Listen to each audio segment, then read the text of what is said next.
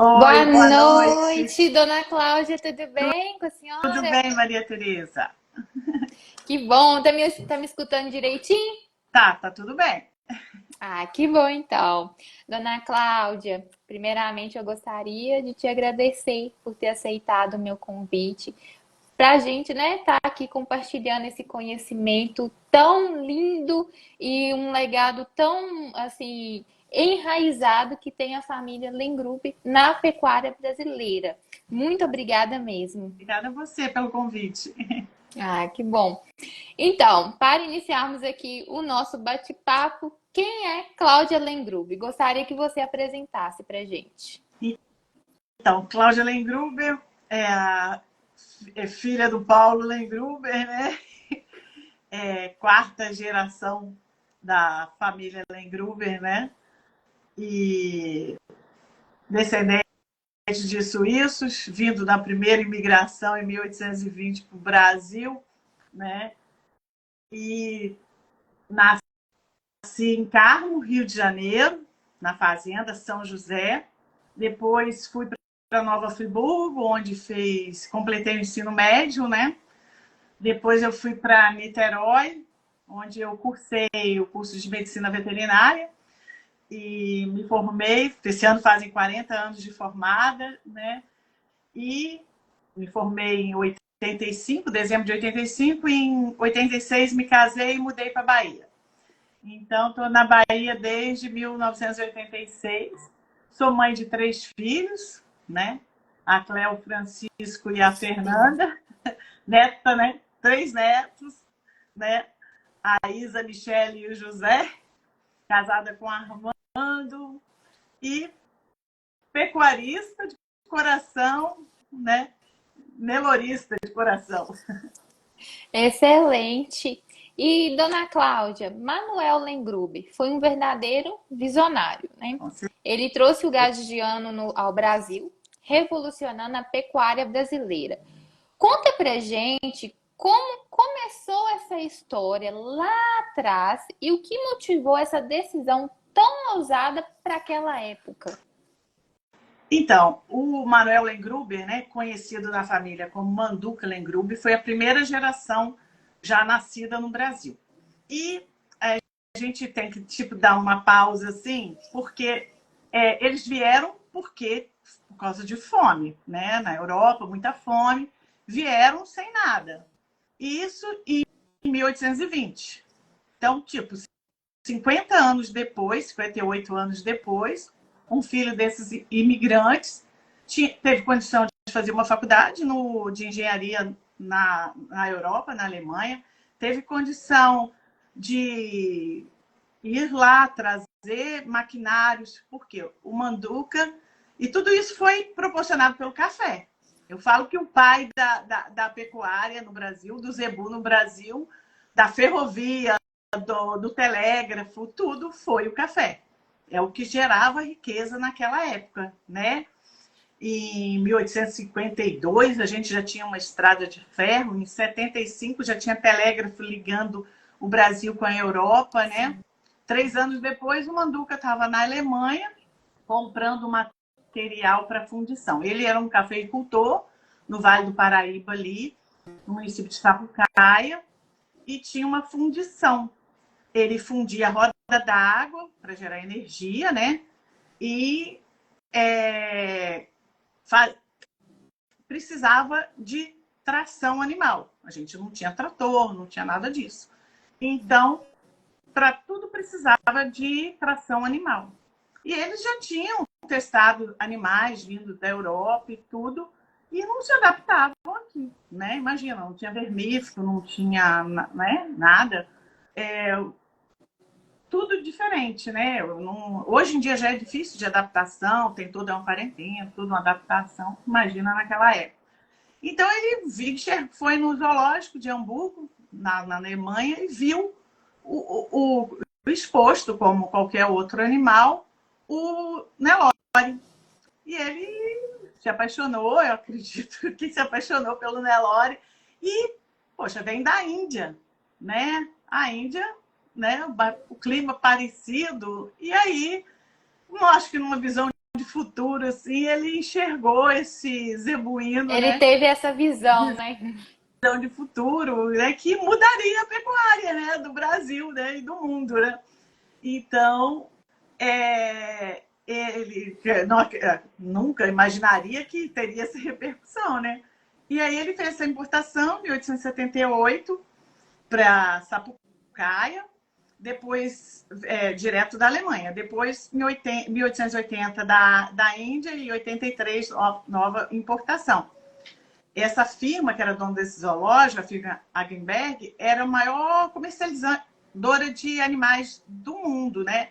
Eles ainda são proprietários desse zoológico lá na Alemanha. Então, ele trouxe os animais, corresponderam, né, todas as adversidades de, né, topografia acidentada do Rio de Janeiro, todo esse... Isso foram forjados mesmo nas montanhas do Rio de Janeiro, né? E aí o meu bisavô Lourenço, era primo dele, começou a criar, e depois os filhos. O Manduca tinha 7 filhos, mas só um deu continuidade, que foi o Flávio. Mas o Flávio depois se desfez da fazenda, se desfez do gado. Sim. E só ficou meu tio, né, e meu tio avô e meu avô. Depois ficou só meu avô e meu pai, né? E aí foi assim que chegou, né, até meu pai, né, do meu avô para o meu pai. Excelente. E seu pai, Paulo Lengrube, teve um papel também fundamental na evolução da raça Nelore no Brasil, né, dando continuidade ao legado e desenvolvendo um intenso e reconhecido trabalho de melhoria genética. Como foi acompanhar de perto esse trabalho e, na sua visão, quais foram as principais contribuições dele para a genética da raça e para a pecuária nacional? Meu pai era uma pessoa, quem conheceu, meu pai faleceu, né, vai fazer 3 anos agora. Era uma pessoa extremamente gentil, generosa, muito religioso, muito família. Foi nascido e criado na fazenda, mas isso, num momento nenhum, assim, ele sempre buscou viajar, buscou novas tecnologias, estava sempre aberto para visitar amigos, para exposição, para participar de eventos. Então, mas sempre se manteve fiel, né, às premissas de seleção, né, passadas pelo meu avô. Meu avô também assim, viajava muito, participou, foi sócio fundador da Associação dos Criadores de Nelore do Brasil, né, e tudo era difícil. Em 1923 fez a primeira exportação de zebu para o México, ele participou dessa exportação e participava das exposições em São Paulo e tudo, mas só que meu avô morreu muito novo. Meu pai estava com 27 anos quando meu avô morreu, né? Mas meu avô sempre deixou, né, como meu pai passou para gente, de manter essa linhagem fechada, né? Sim. Ótimo. E, dona Cláudia, o Nelore hoje é uma raça predominante na pecuária de corte brasileira. Quais são os grandes diferenciais da raça, isso na sua visão, que fizeram dela o alicerce da pecuária no nosso país? E como a família Lengrube ajudou a construir essa base, né? Com o legado de vocês, como eu havia comentado. Eu acho que é isso aí, a rusticidade do Nelore, né? A adaptabilidade dele, a rusticidade, a precocidade, a habilidade materna, né? Esse animal forjado, né? Na diversidade, assim, bem do Rio de Janeiro, das montanhas lá. E ele superou isso tudo, né? E mostrou-se eficiente em qualidade de carne, em produtividade de carne a pasto, né? Mostrando aí a sustentabilidade do Nelore. Então, eu acho que é por isso que o Nelore é hoje, assim, o maior rebanho de zebuíno hoje do Brasil, né? O maior número de animais é Nelore ou anelorado. A base, a maioria das fêmeas usadas como matrizes para cruzamento industrial são vacas Nelores ou aneloradas, né? Então, o Nelore desbravou, né? Foi abrindo fronteiras. O animal rústico, transformando aí o capim em proteína, as fêmeas criando seu bezerro sem ter que colocar para amamentar e tudo, mesmo ela paria lá, ela mesmo sozinha, ela mesmo criava o bezerro dela, né, nas condições mais adversas. Então, eu acho que isso que fez do Nelore o que ele é hoje, entendeu? A rusticidade dele. Ah, show, excelente. Dona Cláudia, tem algo aqui que eu tô me coçando de curiosidade, que eu já queria ter te perguntado isso antes, mas eu falei assim, não, vou deixar pra live. É, toda grande história tem aqueles momentos curiosos, engraçados ou até emocionantes. Tem alguma curiosidade ou fato marcante sobre a chegada dos primeiros animais ou sobre a evolução da raça Nelore na linhagem Lengruber que você pode compartilhar com a gente? Assim, a gente tem mais coisas assim ligadas ao meu pai, né? Ao meu avô, assim, coisas mais próximas, né? Que meu pai contava da viagem do México para o meu avô, que eles foram e chegaram lá, tinha uma guerrilha e que aí perderam alguns animais, ficaram, né, expostos a tiroteio e tudo. E depois esse gado passou para o México, passou para os Estados Unidos e deu base na formação do Brahma, né? Mas, assim, tem umas coisas pitorescas, assim, por exemplo, dos amigos dele, de casos, né? Tem um criador que era um grande amigo do meu pai, seu Donald Strang, de Araçatuba. Ele era comprador da Swift, né? E ele comprava no olho, né? E depois ele começou a ter contato com os animais da linhagem Lengruber e ele via, quando abatia, um diferencial.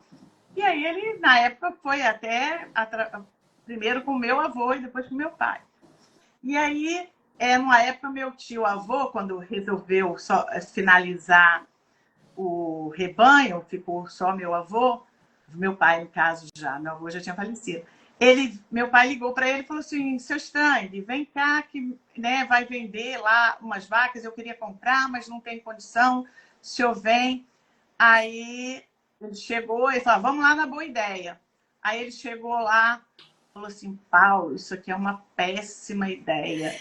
Só tem morro, né? Araçatuba tudo plano. E a Boa Ideia, essa fazenda é muito acidentada, muito alto. Irmão. Isso aqui é uma péssima ideia. Aí ele comprou as vacas lá e depois mandou a carta para o meu pai. A linda faz jus ao nome. A noiva já pode casar. Quer dizer, as vacas se renovaram em Araçatuba, num clima, topografia, outra, saindo daquele lugar. Então, essas coisas são bem, bem engraçadas assim, né? Meu avô, um pouco antes de morrer, foi com meu pai em uma exposição em São Paulo, né? E aí, todo mundo falando, Otacílio, Paulo, vocês têm que mudar um pouco a linhagem, né? Abrir a linhagem e tudo. E meu pai, novo ainda, 20 e poucos anos, né? Pai, aí ele, não, de jeito nenhum. Tem que preservar essa linhagem. E você está vendo essas moças aí, tudo com esse vestido saco, era vestido tubinho, né? Se você falar para Vestido uma saco. delas, vestido saco, que era tudo reto assim, né? Sim. E se você falar para uma delas mudar, ninguém vai mudar, mas moda passa. Você pode ter certeza que um dia vai, né, contribuir. Outro amigo, esse amigo nosso, seu String, me levou lá. Lá não tem morro, né? Só tem Sim. uns morros. Mas o gado andava em zigue-zague. Aí, por quê? eles no Rio é tudo a topografia acidentada, aí ele falou que o gado lá não andava reto, não, que o gado andava detalhe, né? Aí, outra assim, curiosidade também, foi nas eleições da BCZ, da presidência da Sim. BCZ, e eu fui convidada pelo Arnaldinho, que foi, na época, candidata a presidente da BCZ, a ser conselheira pela Bahia. E estava na chapa do Arnaldinho. E meu pai infartou. E aí, dentro da ambulância, todo mundo naquele negócio de levar para o hospital, não sei o quê. Aí ele falou com o Ricardo, trabalhava com a gente, vai lá e pega a cédula, porque eu tenho que assinar a cédula, eu tenho que votar, porque vai que eu morro e eu não votei. Oh! Dentro da ambulância, ele votando, né? Aí, quer dizer, ele era A muito paixão pela apaixonado. classe, né, era tanto que ele não deixou de Ele era muito votar. apaixonado pelo Nelore, ele sempre se emocionava. Hoje mesmo os amigos meus falam assim, você não vai chorar igual seu pai, não, né? Eu falei, não vou aguentar. Ai, gente, são histórias que a gente deve repassar isso, principalmente para as novas gerações, descendentes, né? E que não devem ser apagadas, porque é tão gostoso de ouvir que se deixar, sim, eu, Quem não tem particularmente, né? passado não viveu, né? Exatamente, eu adoro ouvir essas histórias. Aproveitando aqui, tem uma pergunta da Juliana. Baseado em que eram os critérios de padrão da raça seguidos em 1878? Não existia, né, um padrão brasileiro, né? Porque não existia zebu aqui.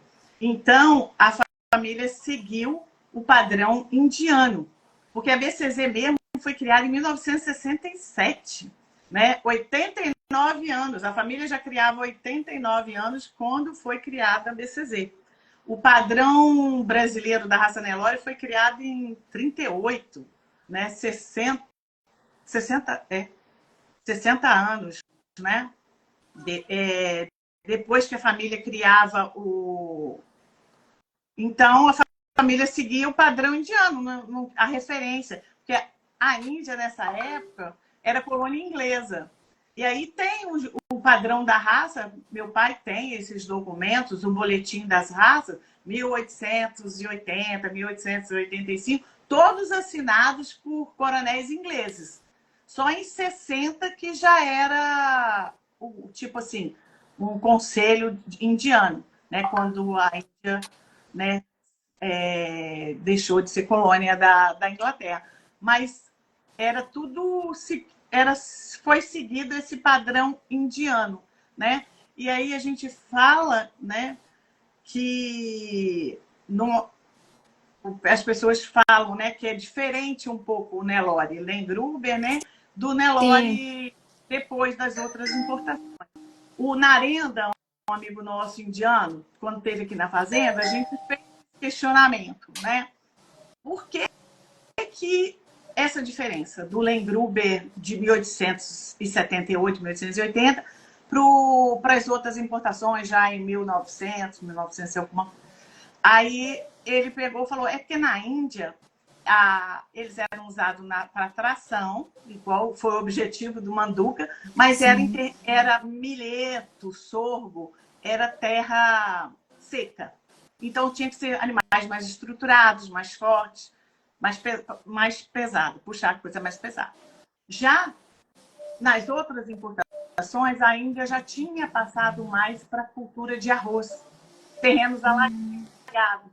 Então tinha que ser um animal mais rápido, né? Mais ágil, mais leve, para não atolar. Né? Então mudou-se um pouco esse gado na Índia, que foi esse gado que veio depois. Né?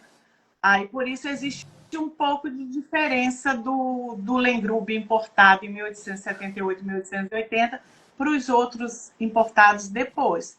Na importação de 62, feita pelo Celso Garcia, já vieram os animais mais parecidos com essa importação do sim. Manduca.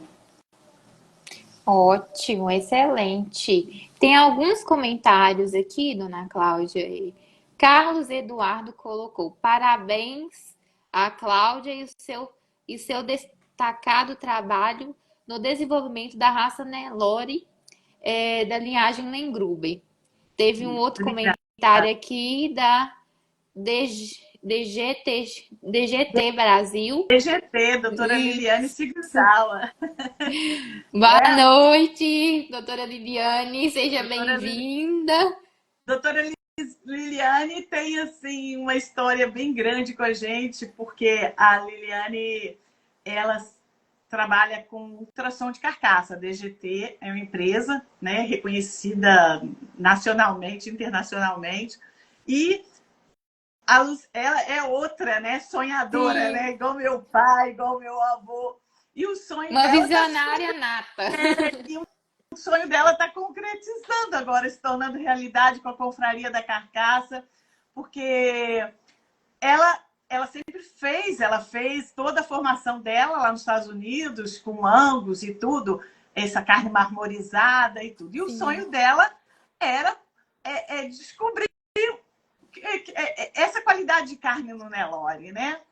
E nós fizemos, né, esse ultrassom de carcaça no Nelore, através até do seu João Noma, e que ele tinha comprado uma vaca minha, ele já fazia ultrassom de carcaça, que ele é criador de Wagyu, e aí ele fez ultrassom e ficou encantado, que a vaca tinha dado 5 de marmoreio, e a média Brasil é 1,5. Aí o seu Jonoma foi dar em meu pai com Liliane, fizeram ultrassom e acharam vaca 8 de marmoreio, né? A média do Angus é 3,5. E ela sempre pensou, o sonho da Liliane é mudar a carne. Nós pararmos de vender commodity, porque nós temos volume de carne, né? Somos o maior exportador de carne, o Sim. segundo maior rebanho. Mas nós temos que fazer carne de qualidade. E para isso, a base dos cruzamentos, o maior rebanho é Nelore. Então, a gente tem que melhorar o Nelore. E aí, Produzir com eficiência. então, hoje existe até a Confraria da Carcaça, criada assim, pelo nosso amigo Humberto, foi meu sócio até num touro que ele comprou, através do ultrassom de carcaça, ele já faleceu. Ele criou, foi o joalheiro, ele criou a Confraria da Carcaça e, nossa, tá, como cresceu. Eu fico super feliz pela Liliane, por ela ter realizado o sonho dela, Sim. né? Ah, que Se ótimo. concretizando e vamos melhorar cada vez mais a carne do Brasil. Uma Excelente carne barata, trabalho. produzida a pasto, né? Sustentável.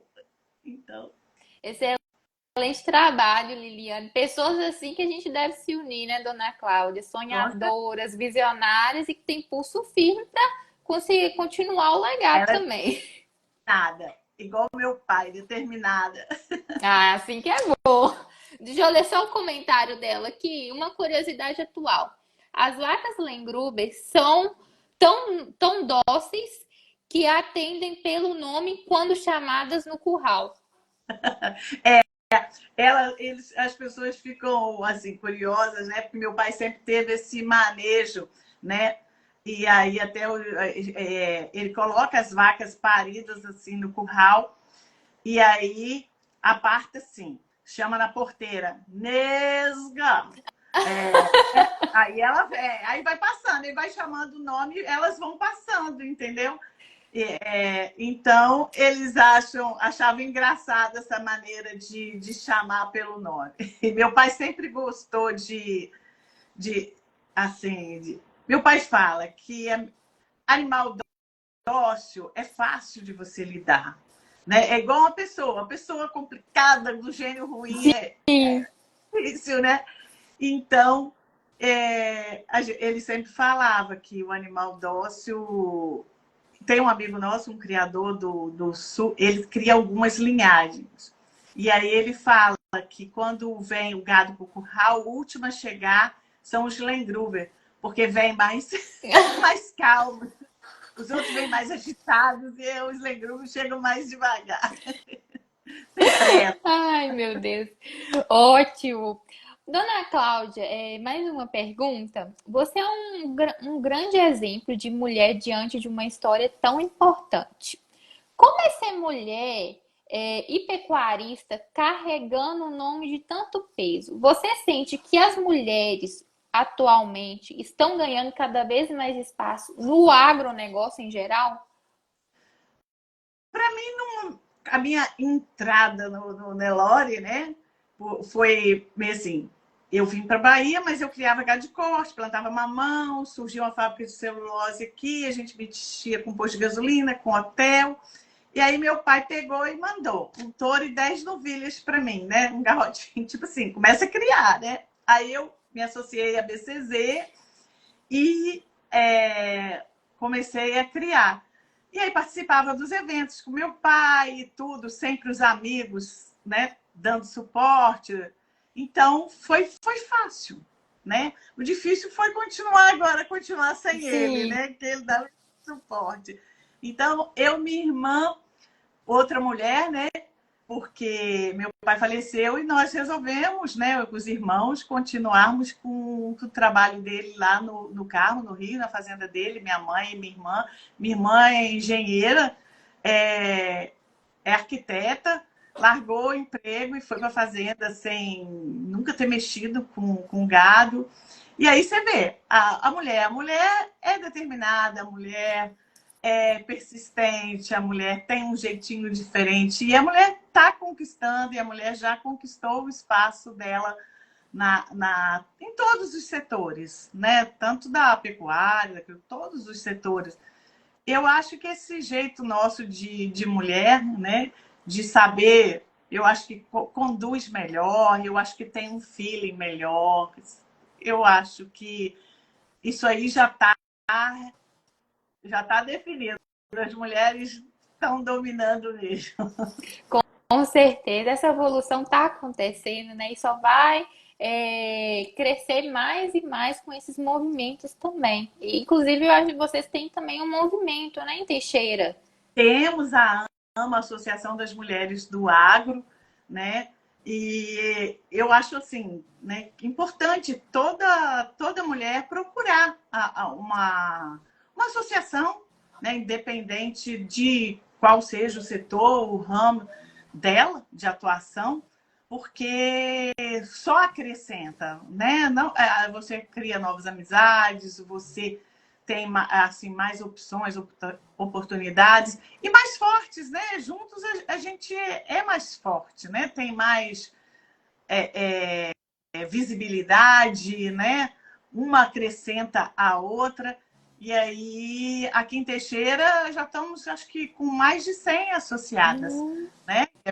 Nós estamos fazendo o quê? 2 anos de associação.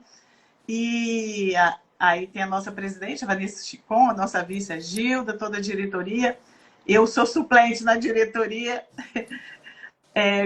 mas é bem importante isso. Acho que temos que nos unir, né?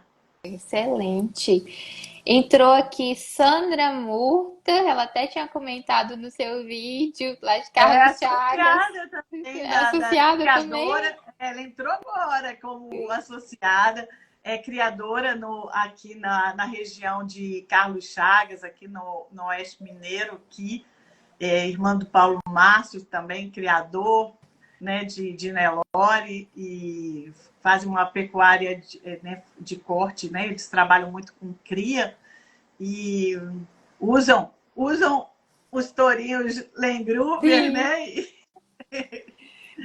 Um beijo para Sandra. Um abraço, Sandra. Senhor Paulo, conhecido como Beto Tagiba, ele colocou aqui, Mari, parabéns, Maria, você merece tudo de bom. O senhor Paulo é criador de cavalo manga larga Machado aqui em Governador Valadares. É outro também que eu tô aqui fuçando para vir fazer uma Vamos live, lá, dona seu Cláudia, para Paulo, falar faz sobre a honra ao nome. história da raça manga larga. O meu pai, o sonho dele era esse, é divulgar a raça, né? Quando ele estava sozinho lá no estado do Rio, né? Seu Geraldo de Paula lá em Sim, Curvelo. Aí a cada pessoa, quando entrou o grupo da Mundo Novo a Manaus, né? A família Penteado Cardoso entrou em 74, depois o Ricardo Alonso, a Guta da Fazenda Elza, a família foi crescendo e ele ficava radiante cada um. Falei, a família só foi crescendo. Hoje a gente, né? A gente tem a nossa família, né? Que Lengruber, né, de sangue, e temos a família Lengruber dos criadores, né? Aí tem até um amigo nosso que fala, pode até não gostar do Lengruber, mas dos criadores de Lengruber, com certeza, eu defendo. São ótimos. Não, vamos animar o senhor Paulo para a gente trazer aqui, E dona ele vem Cláudia. contar a história dele, igual meu pai contava. Exatamente, ele entende muito. Depois eu vou mandar o Instagram da senhora seguir para você ver os cavalos. E, dona Cláudia, para encerrarmos o nosso bate-papo, olhando para a sua trajetória e por toda a sua história, né, que mistura com a evolução da pecuária, o que mais te inspira a seguir com essa missão? E que conselho você deixaria essa noite para os jovens que sonham em construir uma história no agro, seja na pecuária ou em qualquer outra área? Acho que o que mais me inspira, com certeza, é assim, a história dos meus antepassados, né? Os desafios por eles passaram, principalmente meu pai, né? E não desistiu, persistiu. E eu acho que na vida tudo é isso. Você não pode desistir, né? Tem que persistir, correr atrás dos seus sonhos, né? E eu acho isso importante. Aconselho, né? O conselho que eu daria, né? Seria esse. E o que você perguntou há pouco tempo sobre se associar, participar de eventos, participar de tudo que você tiver alcance. Às vezes você não tem como ir para longe e tudo, mas hoje você tem as mídias, você tem as associações locais e pode, né, junto com essas associações, você pode trazer profissionais que vão te proporcionar, né, te atualizar do que está tendo de moderno, como ultrassom de carcaça, genotipagem, né? Então, eu acho que conhecimento, né? Tem que buscar conhecimento onde for, né? E tá junto, não ficar isolado, né? Tentar sempre estar próximo das pessoas, dos eventos. Essa união, né, faz toda a diferença. Perguntar, não ter vergonha de perguntar, de errar, errou, levanta, vai, continua. Eu acho que isso que é importante. Não.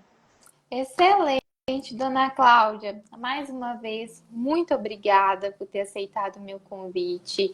A senhora trouxe bastante conhecimento essa noite, inspirou muita gente também com essa história linda e esse legado maravilhoso que tem sua família e você como mulher determinada, guerreira e dando continuidade. Muito obrigada. Obrigado para você também, né? Você é uma menina, né? Uma mulher jovem agora nessa iniciativa. Eu te parabenizo e falo, não desista, insiste, né?